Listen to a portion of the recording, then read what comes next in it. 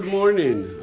Welcome to side-by-side therapy. Today we're going to be talking, or we're going to be covering a video about how to lubricate all the articulation points on your Can Am.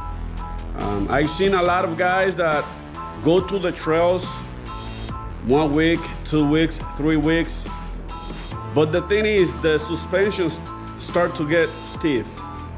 So the only way to keep it nice and smooth is to lubricate all the articulation points in your Can Am after each ride. So today I'm going to walk you through. It's very simple, and I'm going to show you what do you need in order for you to do it. All right, so follow me. Your Can Am have grease fittings which allow you to lubricate the articulation points. So I'm going to show them to you. First, I'm going to start in the front. So in the lower part of your Can Am, the lower arm, you see one there, right? You see two here, one on top. You see another one here on the back, on the top back. And then you have another one here. You see it, right? And there's another one down here. So basically we have 2, 3, 4, and 5 in each side. You're gonna have the same thing in the other side. So let's go to the back, and I'm gonna show you the one in the back, in the rear. So we have this one in the rear, and the same in the other side. Now, when you're lubricating this grease fitting, you have to be very gentle because it's like a rubber bushing inside. So if you pull too hard on it when you're taking off the grease gun, it's gonna come off. The same thing happens when you lubricate this one. You see it's a rubber bushing. So if you pull it too hard, it's gonna come apart. So you have to be very gentle. So let me show you now.